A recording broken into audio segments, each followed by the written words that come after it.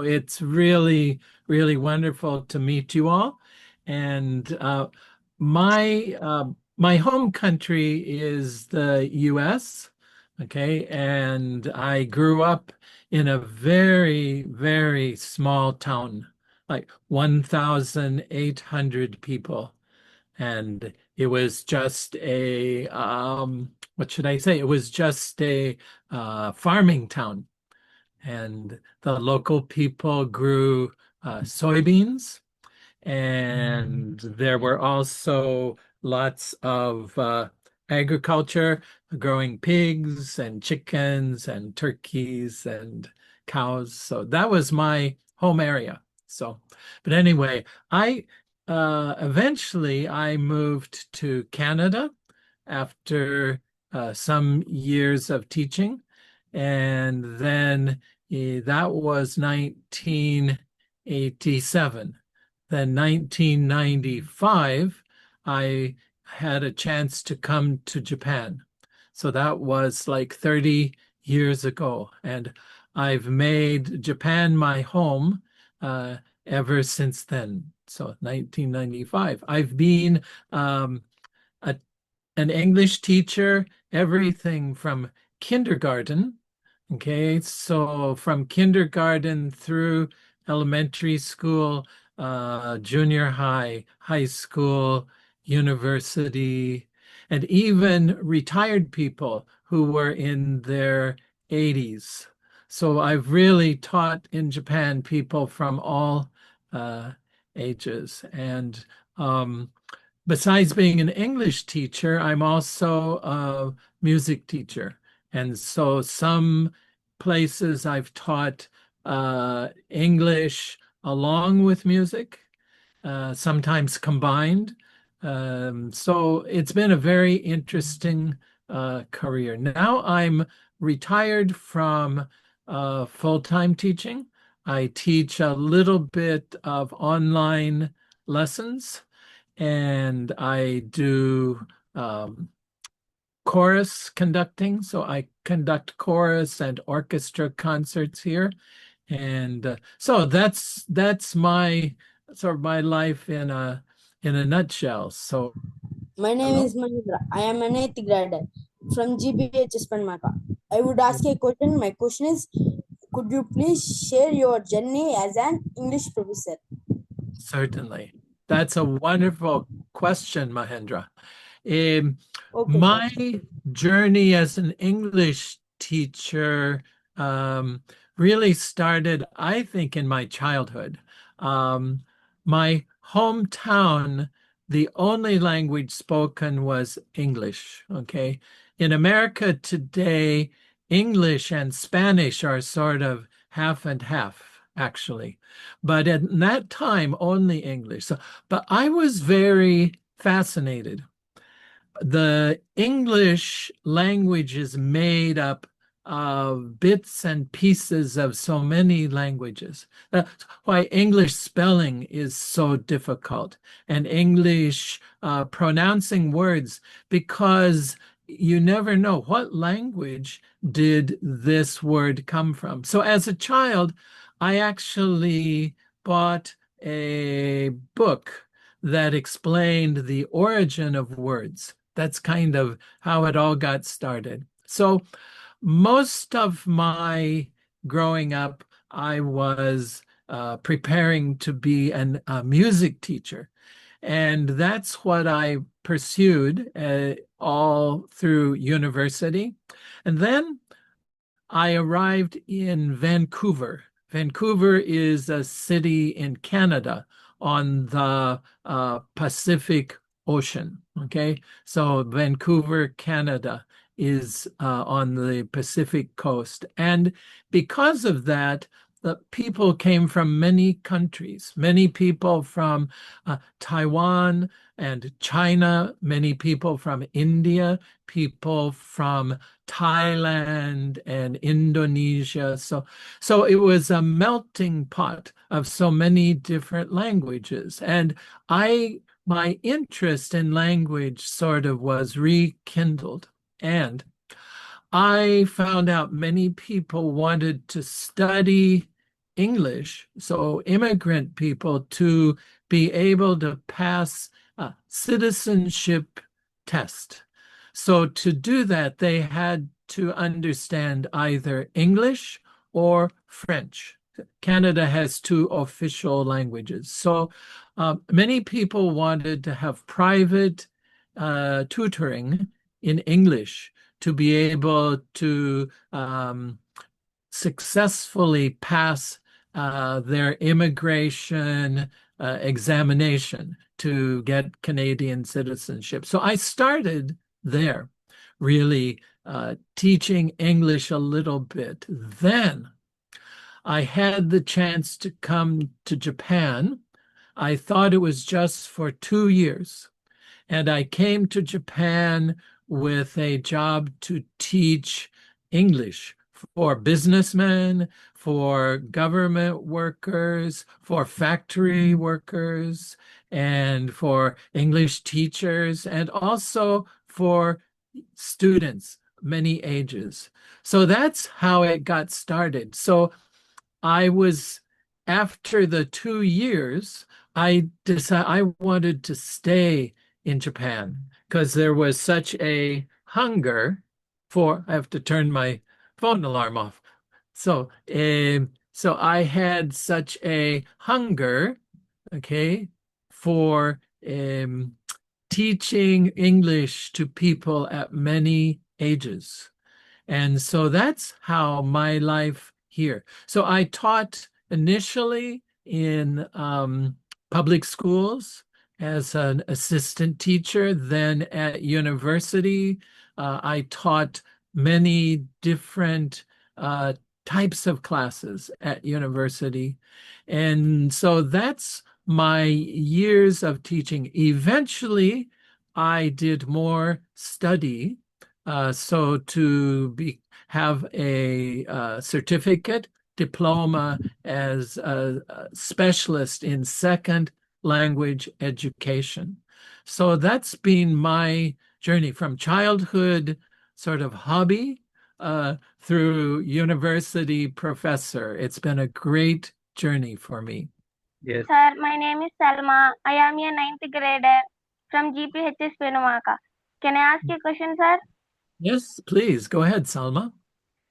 What inspired you to move to Japan 1995 and proceed a teaching career there?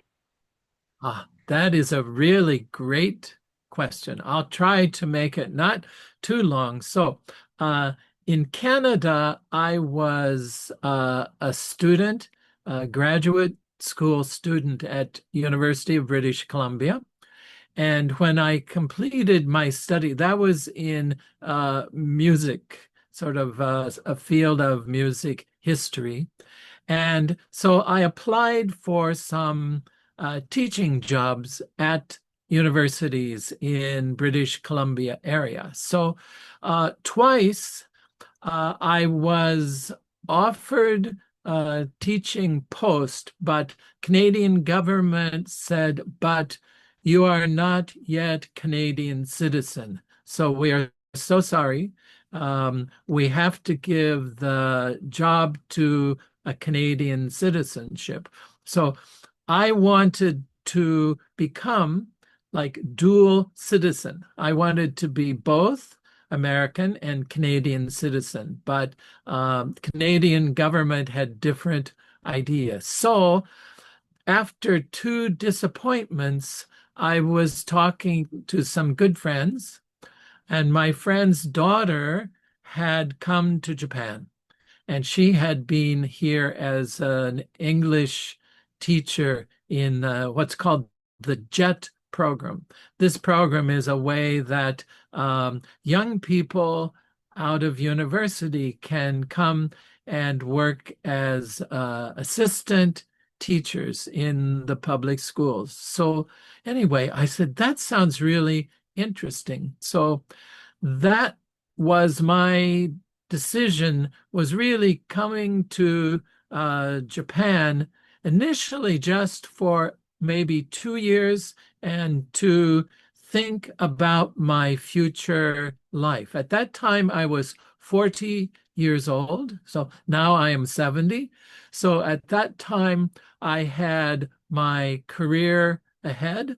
And so I thought I'll teach English in Japan, and then maybe I will return to Canada again or go back to the US. However, my experience, those 2 years, the enthusiasm that Japanese students had for studying English was very high. So their many times their classes were only designed for passing examination. Here, the examination, university examination, high school examination, English is a very important part, but it's only about grammar and vocabulary and very little about conversation and communication. So the students were so hungry and so motivated when they had a chance to study communication. And so I thought, I want to know more. So that's why I extended my stay in Japan. But I'd say the rest is history. That what means, 30-year career began somewhat by chance. And I think sometimes our careers come looking for us. We pursue something we think is interesting, but there's some place and some people that really need what we can offer them. And that was what I found. And so that's why I came here initially just to have a couple years to consider my life, and it became a very interesting career. Yeah, that's about it.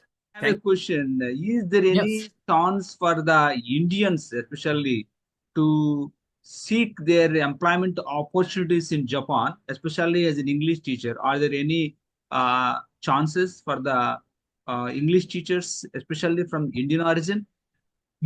So, I would say for many years, Japan, there's the Ministry of Education, which is called the Monkusho.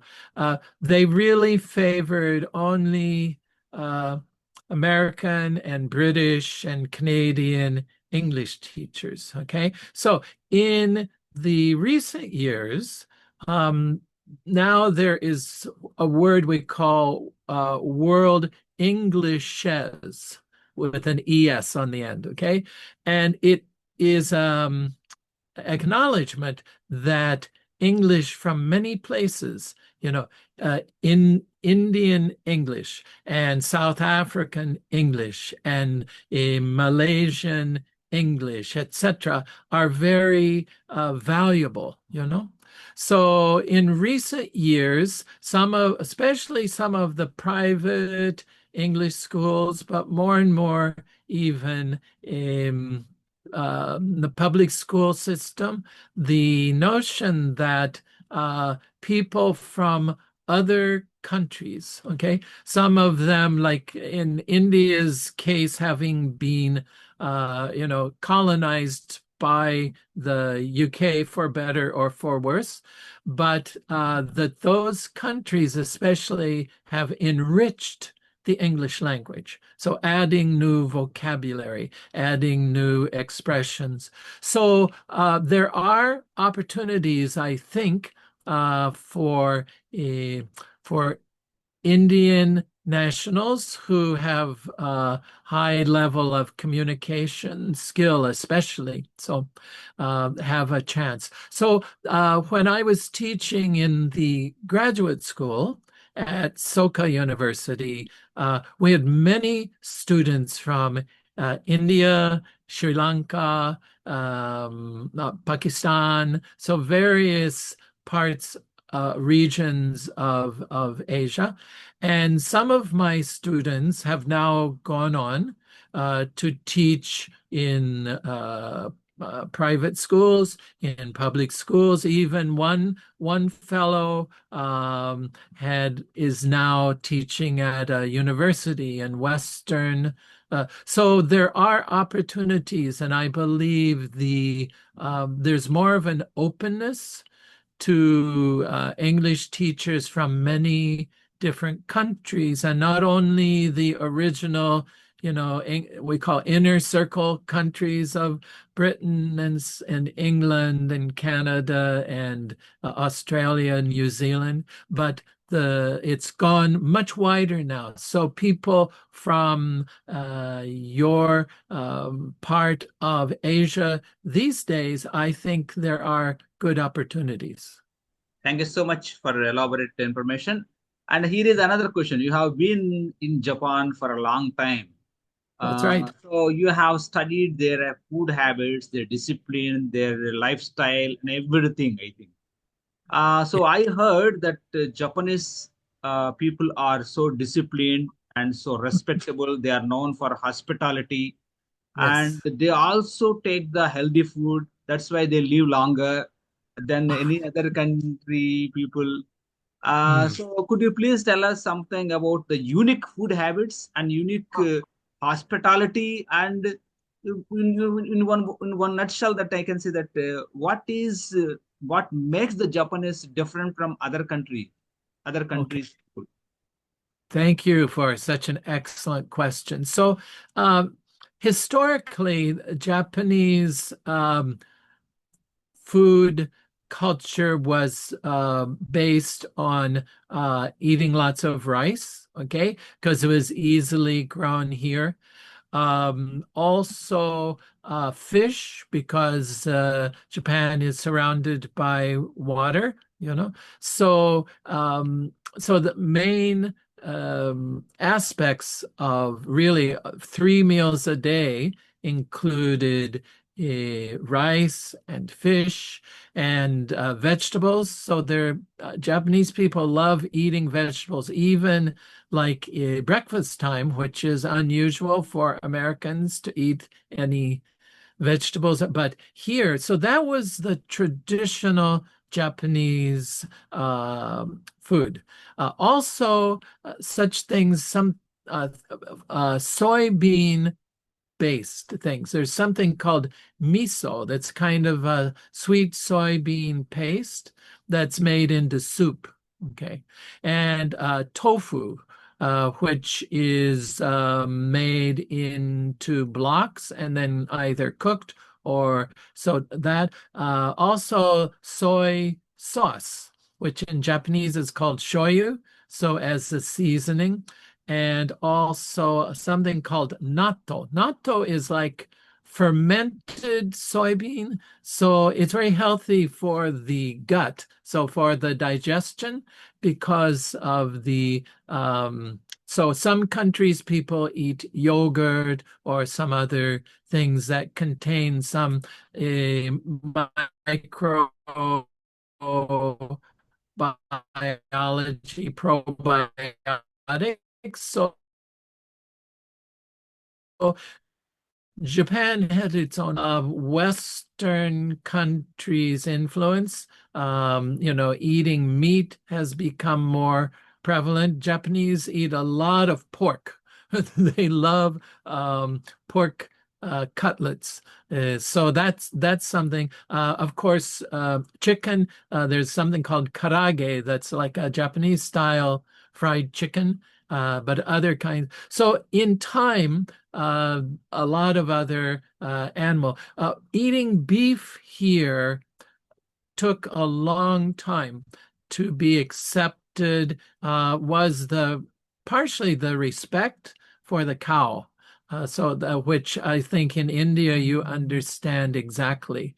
So the cow as a provider of milk, a provider of a certain kind of Japanese cow was used for labor to pull carts to in the farms. So the idea of eating cows was considered not a good thing. But over time, because of the influence of people from the Western countries, that sort of overcome.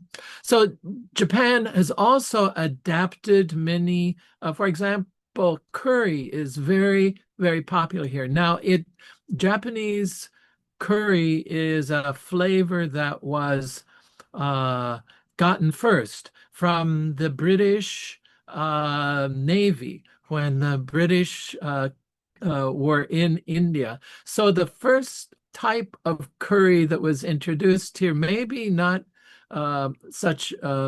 doesn't taste much like curry that I've had in Indian restaurants, but it's very popular here.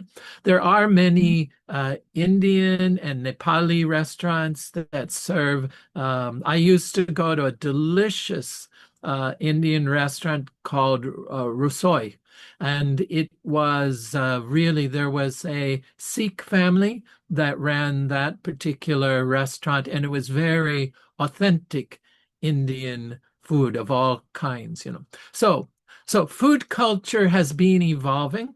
Along with the change of diet, there have been health issues. So there have been more people with heart problems, with other things related to high blood pressure because of the not as healthy diet as in the former generations. The whole thing of politeness and honesty is really still is quite amazing. For example, if you were to leave your parcel or briefcase on a train by mistake, no one will bother it. The next station, probably the train staff will come in and they will remove it and keep it for you. And then you call a special number and they will save it for you. If you, one time I dropped my wallet in a park on a Sunday afternoon. I was walking around, it fell out of my jacket.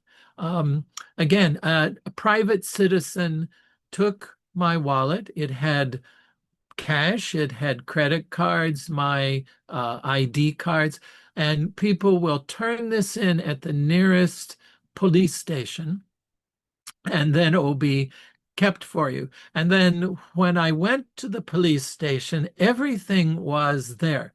Not even a small amount of money, no credit cards. So that's the standard here. Part of it is it's a deep sense of honor, a deep sense of honesty. The Japanese people are not, what would I say, not really religious in a sense, but everyone's background is Buddhist or Shinto is a native religion. There's the idea that if you keep something that doesn't belong to you, that in your next lifetime, you will lose the same amount. So the idea of karma and dharma, those things are very strong here. So people's sense of honesty is thinking of future, thinking of not bringing shame to the ancestors. You know, if you do something illegal, then that would bring a sense. So many of the aspects of the honesty and highly organized, the getting in and out of the trains is very, very orderly. People stand to the side, let people get off. Other people wait very politely to get in. So that really still surprises me some days. There's a kind of orderliness and quiet inside the trains, people are not allowed to use their mobile phones. And basically inside the train is very, very quiet. People reading email, people reading a book. If people have a conversation with a friend, it's a very low, like undertone, or people will lean to each other. So there's that sense of not being a bother or being inconvenient to others. So that's it's still driving also. Driving is so orderly, where if there's a place like where the traffic is, like we say, merging, where one car enters, so people simply take turns. This car goes in, then one behind, then the other person waits, and it's still very surprising to me. But my relatives in America noticed a change in my behavior as far as being more patient and more polite and quieter. So my friend said, "Oh, Japan has changed you. You're now such a more reasonable person." So there are many admirable things. There are things about Japanese society, that are there. It's not a perfect thing. It's not a utopia, but there are many admirable qualities to Japanese life. Teaching English has been evolving from time to time. Yeah. Today we are in the 21st century. Right. There are many changes actually taking place in the field of teaching English. Could you Yes. please tell us the qualities of English teachers that they should possess in this 21st century? That's right. Okay, great question. So, I believe the one of the main differences, so for people coming into the teaching profession today, compared when I entered, one is English teachers, all language teachers have to be well versed in all kinds of IT, whether that is like this, using Zoom, using other kinds of conferencing things, also using different kinds of software applications that can benefit the students, So, for example, there are online dictionaries that are very helpful, and we encourage our students to use those. There are daily kind of English practice applications. The one that's so popular here is Duolingo, which is used on a what we call smartphone, but like an iPhone or Samsung phone. So where students can kind of work at their own pace and get support outside of class time. There are programs, applications that focus on vocabulary study. So I think they're staying up to date, on those new things. For teaching mixing of music, Yes. could you please give a demo in front of my students using a bit of music style? Okay. I'm going to check something here. I'm just going to check to make sure okay, I think my good microphone is on here. So one thing I did, I was teaching at an elementary school, and I was asked to a special class that was called English through Music. Okay, so the greater part of the class was using songs. Okay, so to teach English. So some of the songs were everyday, like greetings. So I had a song, "Hello, everybody. How are you? How are you? How are you? Hello, everybody. How are you? How are you today? Then the students would respond, well, I'm just fine, thanks. And how about you? So using this kind of simple melody, the rhythm of the language was reinforced. So the natural conversational rhythm.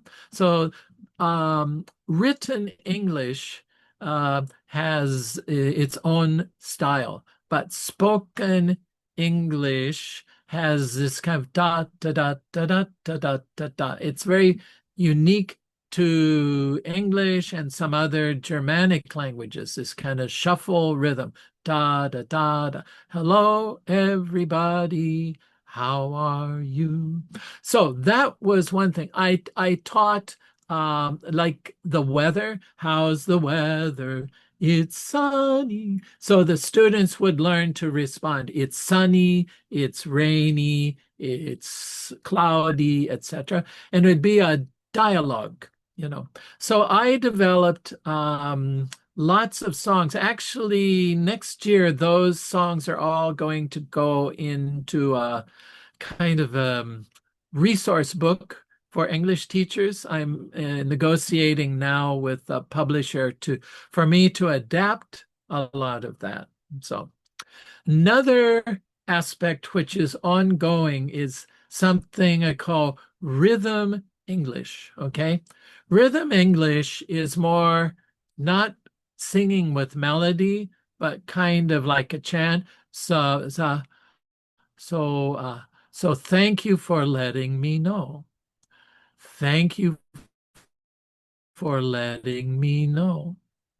Thank you for letting me know. So da da da da da da da. So I have daily rhythm English post. I put in an app called Line, which is SNS, and the adult students here in Japan that subscribe, they get a new phrase every day.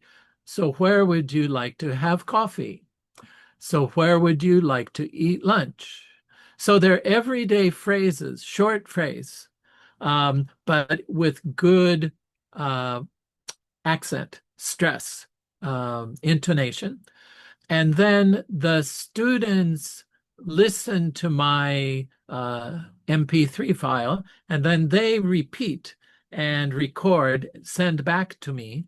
And then I give them feedback later in the day. So that concept called Rhythm English, actually a colleague of mine, we are now doing the final proofs for a textbook. Will be available in Japanese bookstores later this autumn. Before we wind up this session, may I request you to take us outside your room to show what is Japanese afternoon look like? Okay, let me see. Go out to the balcony of my apartment. Okay.